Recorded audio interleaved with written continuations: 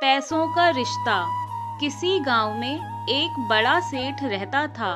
सेठ बहुत धनी था। आसपास के कई गांव में उसका बड़ा नाम था। लेकिन इस सेठ को अपने पैसों का, अपने रुतबे का और अपने नाम का बड़ा ही घमंड था। वह अपने नाम को बनाए रखने के लिए बहुत ज़्यादा सोचता था और बिना किसी की भावनाओं की कद्र किए हुए वह सब करता था जो उसे लगता था कि उसे करना चाहिए। सेठ को बहुत सालों बाद एक संतान की प्राप्ति हुई।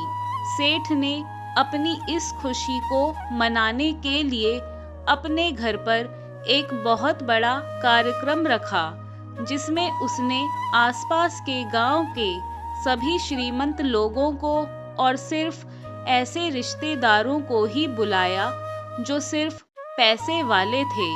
पास के ही गांव में सेठ की खुद की सगी बहन भी रहती थी। क्योंकि सेठ की बहन की आर्थिक स्थिति कुछ अच्छी नहीं थी, इसलिए उसने अपनी सगी बहन तक को भी इस कार्यक्रम में नहीं बुलाया।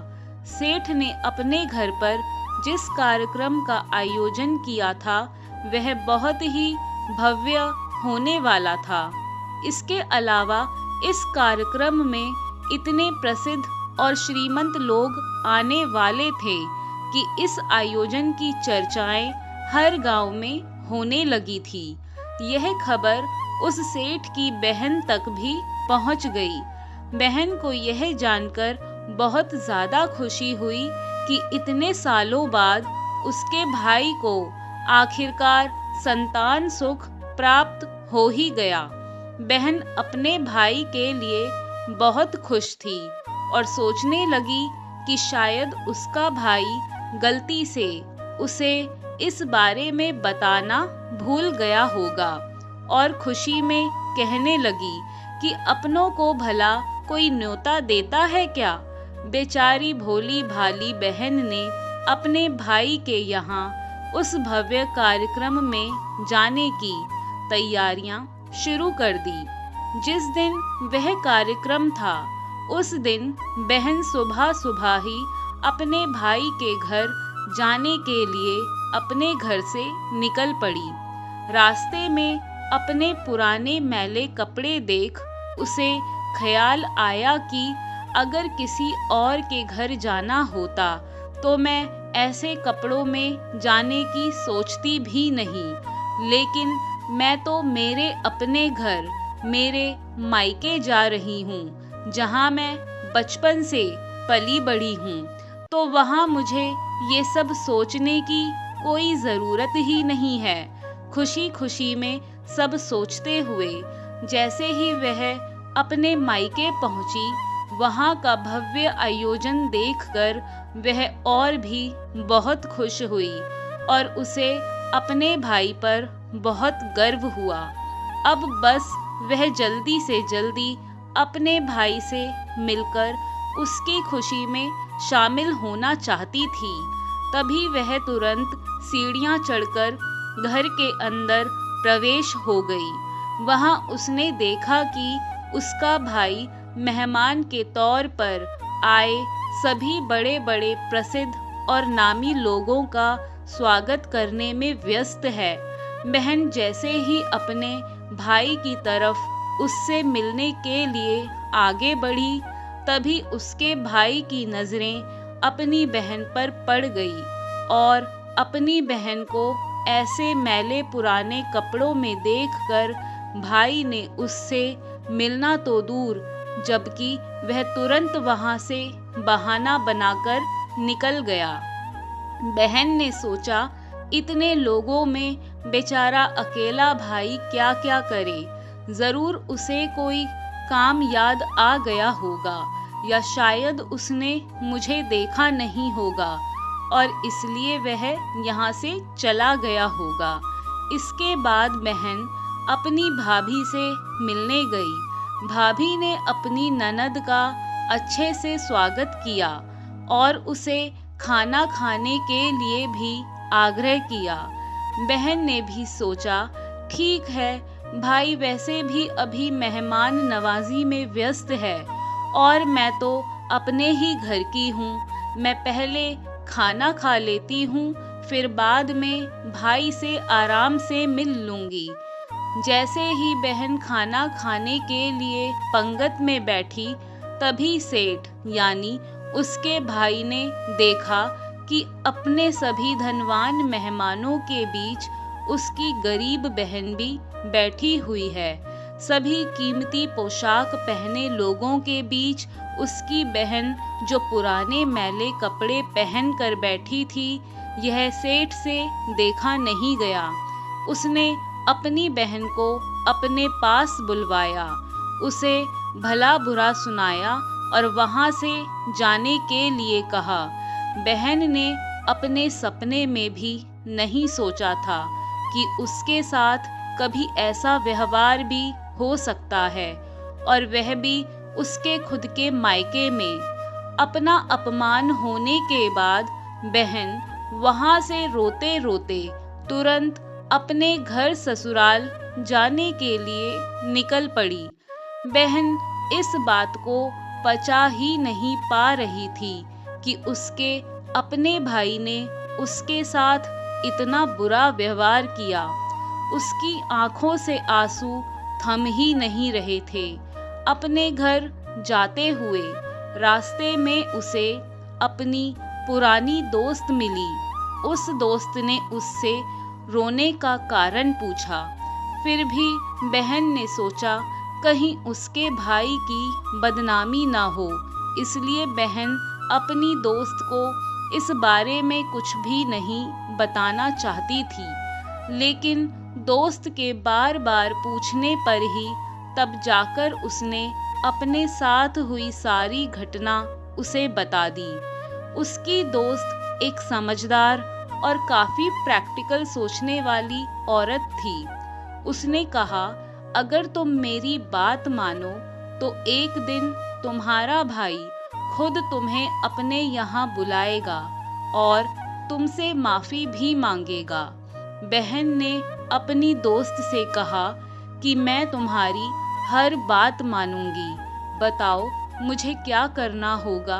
दोस्त ने कहा कि अब तुम इस दुख को एक नई दिशा दे दो और अब इसी अपमान को तुम अपनी हिम्मत बना लो और कोई ऐसा गृह उद्योग शुरू कर दो जिसे तुम अच्छे से कर सको, और फिर सारी दुनिया भुलाकर इतनी मेहनत लगन और जी जान से उस काम को करो कि उस काम में तुम्हारे अलावा तुमसे अच्छा और कोई भी ना हो।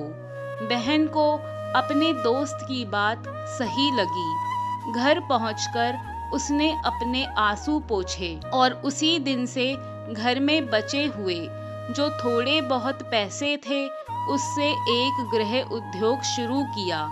उसने सब भुलाकर दिन रात मेहनत की और अपने साथ कई और गांव की औरतों को भी जोड़ा, और देखते ही देखते एक दिन उसका गृह उद्योग भी बहुत अच्छा चल पड़ा।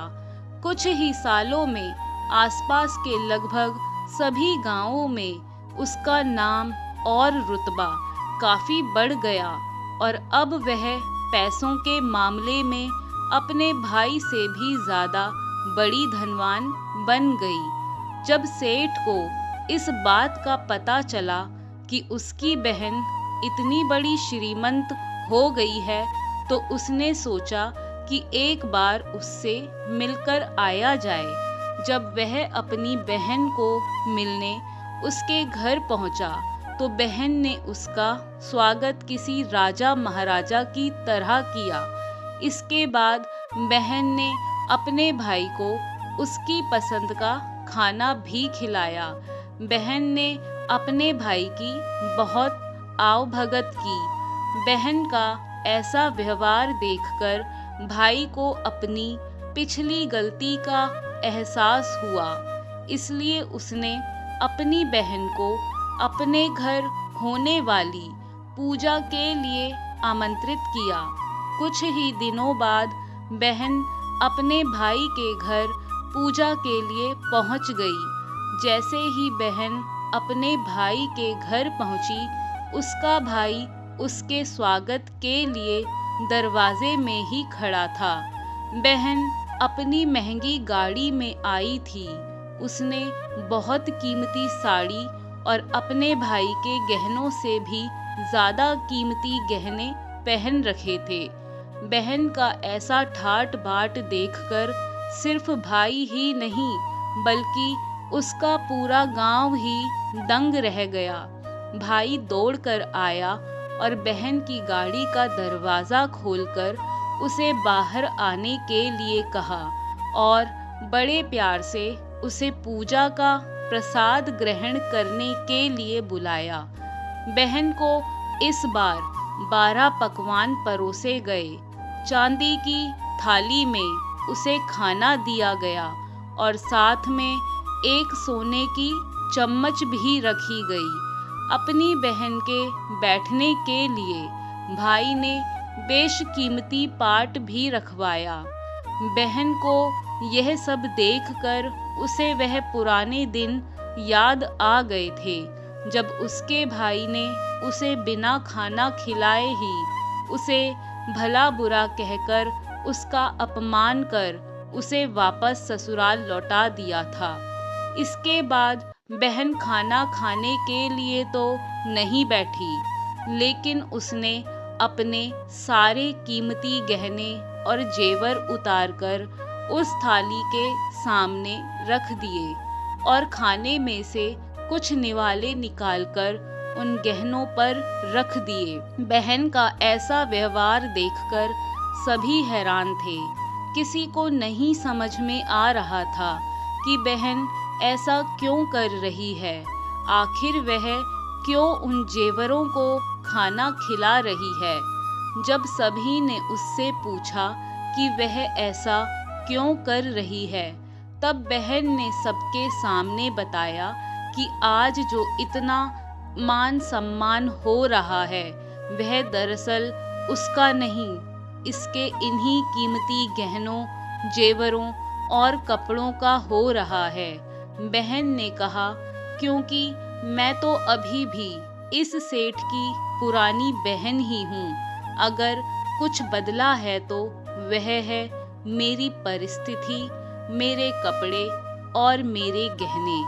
भाई ने अपनी गलती का बहुत एहसास होने पर इस बार अपनी बहन के पैर पकड़कर माफ़ी मांगी। बहन जो पहले भी अपने भाई से निस्वार्थ प्रेम करती थी, उसने अपने भाई को माफ़ कर दिया और उसे गले से लगा लिया।